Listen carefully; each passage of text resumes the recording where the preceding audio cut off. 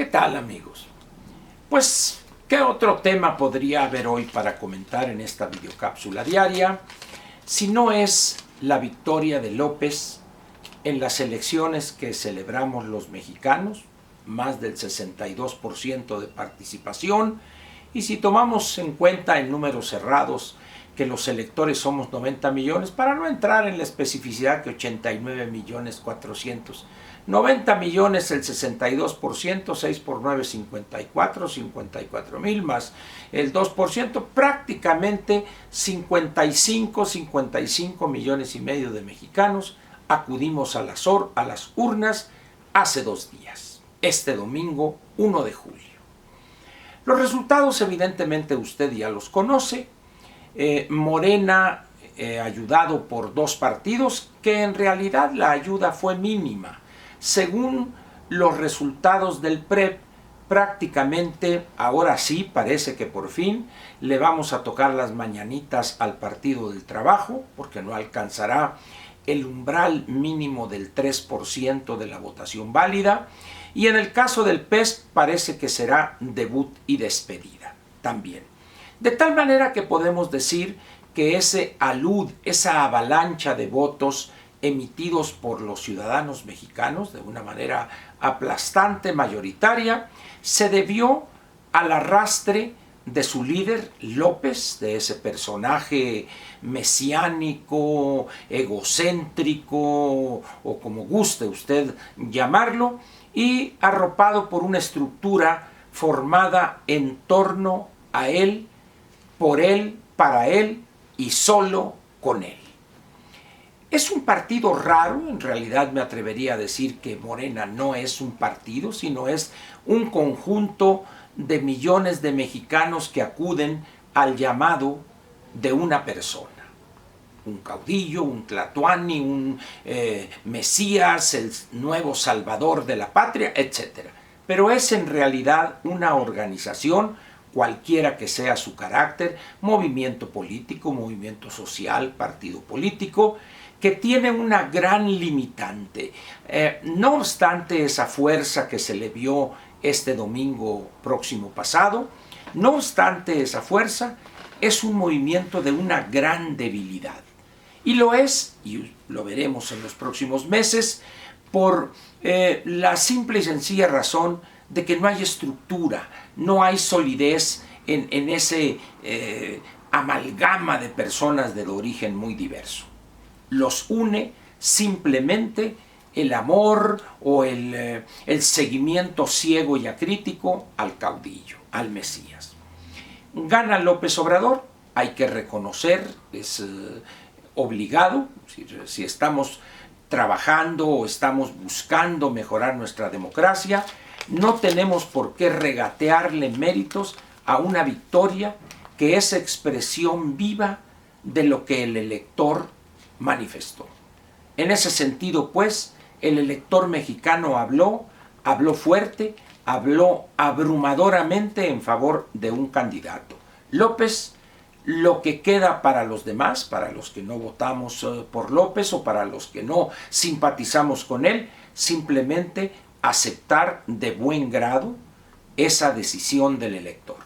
Hoy López no es ni presidente electo, no. Hoy López es candidato triunfador del proceso electoral celebrado este 1 de julio.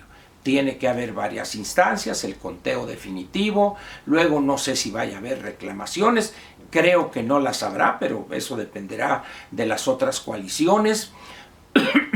Y al final de cuentas, el Tribunal Electoral del Poder Judicial de la Federación emitirá la constancia de validez de la elección y entonces sí, mediante un bando solemne, se nos hará saber a los ciudadanos y a la población en general que López es presidente electo y será presidente constitucional a partir del primer segundo del 1 de diciembre de este año.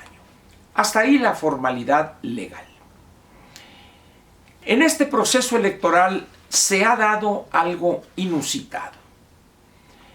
Como solía decir la afinada María de las Heras, en México no hay candidatos derrotados, solo hay candidatos a los que se les robó la elección, robaron urnas, compraron votos, alteraron las actas, etcétera, etcétera. Pero no había habido un candidato a la presidencia de la República desde que llegó Hernán Cortés que haya reconocido que la derrota era aplastante. Hoy hemos tenido doble esa manifestación que honra a los dos candidatos perdedores que así lo manifestaron. No menciono a Rodríguez porque nunca supe bien a bien qué era, si era un bufón, si era un participante ahí arrimado, pero los otros dos candidatos, Anaya y Meade, o Meade y Anaya, los dos salieron con entereza y convicción democrática a manifestar que habían sido derrotados o que no habían obtenido la victoria. En el caso de Meade se vio acompañado por una intervención corta del presidente del partido al que no pertenecía, pero luego lo abrazó como el más fervoroso de los priistas. Un lenguaje corto donde reconocía pues que se los había cargado el payaso. Pues. En el caso de Anaya tuvo además un gesto pocas veces visto, incluso en otros países democráticos, donde el perdedor llama por teléfono al triunfador, lo felicita y le manifiesta su disposición a trabajar en bien del país. Pero dijo algo más Anaya que vale la pena señalarlo. Donde estemos de acuerdo, trabajaremos de manera coordinada por el bien del país y la construcción de su mejor futuro. Pero donde haya un disenso, donde haya una diferencia, seremos una oposición, dentro de la ley, por supuesto, que de manera firme defenderá sus posiciones. Creo que en ambos casos, pues, haciendo a un lado los matices, estamos ante una conducta inédita en este país. De tal manera que los candidatos perdedores, a partir de ahora, no les quedará más remedio que seguir ese ejemplo.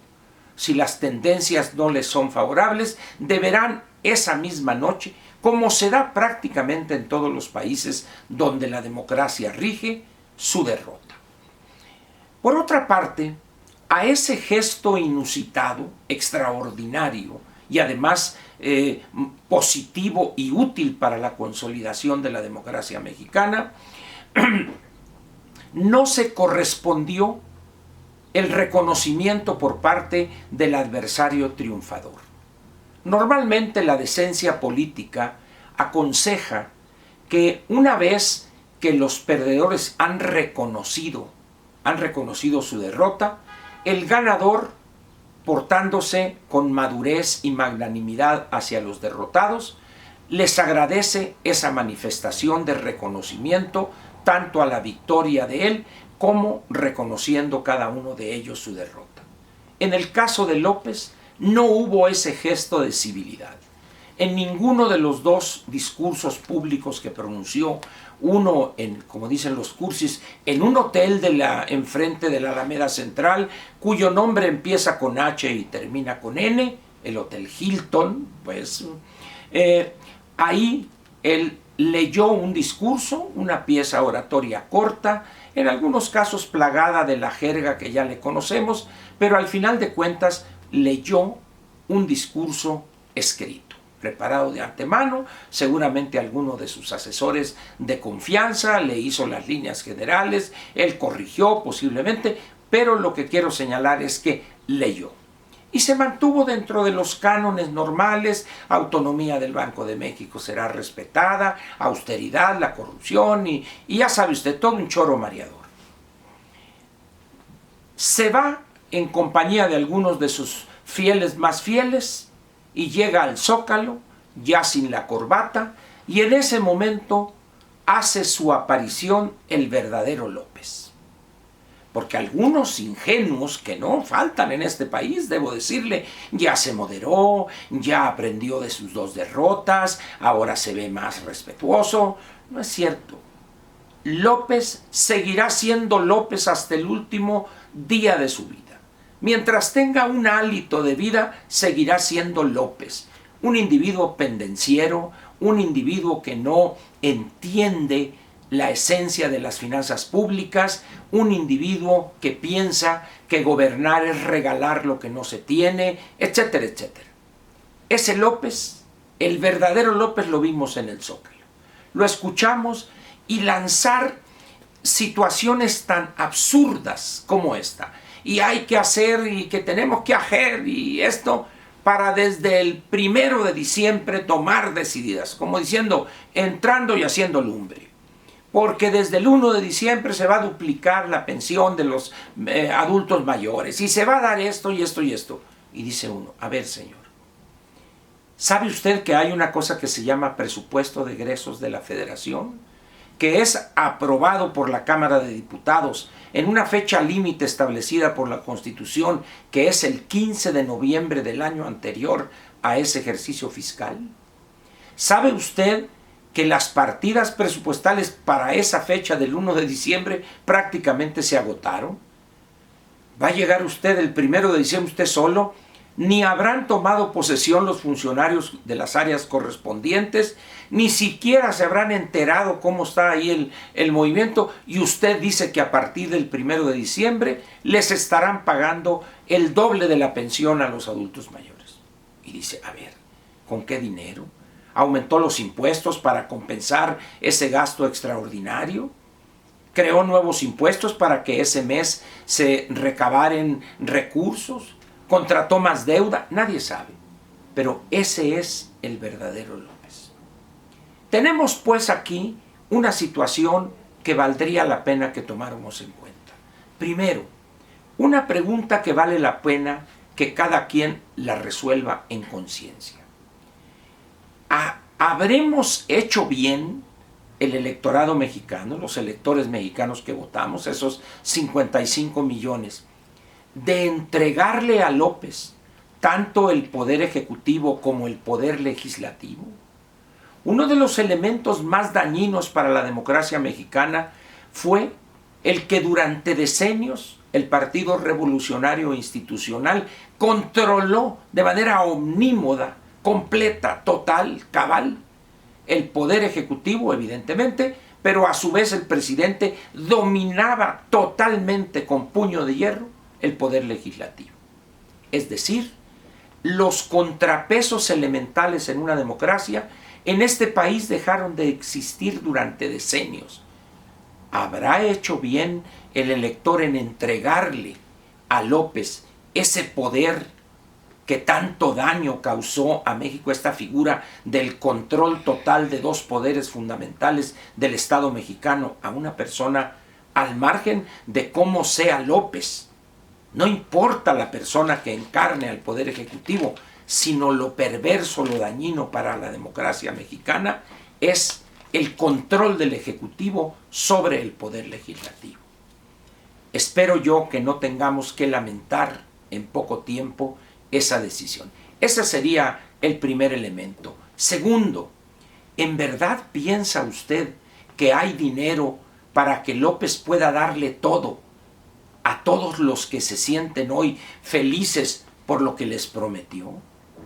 ¿En verdad usted piensa que sobra el dinero, que el gobierno puede crear dinero de la nada para darles a estos que tantos millones de muchachos de aprendices en una fábrica, a los que no estudian otra cantidad y a los ninis y esto? ¿Usted piensa en verdad que hay dinero? ¿Usted piensa que si hubiera ese dinero, si hubiera habido ese dinero, no lo habría utilizado Peña Nieto para dárselo a todos esos y ganar votos y no perder su candidato, la presidencia de la República? La verdad es muy otra. No hay recursos. Créanmelo. Y eso lo veremos. No vamos a tener que esperar al 1 de diciembre. En las próximas semanas nos vamos a dar cuenta de eso. Pero hay más elementos que vale la pena comentar acerca de estas dos apariciones públicas el mismo 1 de julio por parte de López, y algunos elementos en torno a personajes que dice él que lo van a acompañar en su gabinete y en alguna visión particularmente de las finanzas públicas. Pero eso lo veremos en la segunda parte de este tema, y con toda seguridad una tercera más que será mañana y pasado. Por lo pronto, en esta primera parte yo le agradezco a usted su atención Y sin duda la segunda parte estará interesante, por lo tanto, aquí nos veremos en este espacio que es para usted, persona inteligente. Muchas gracias.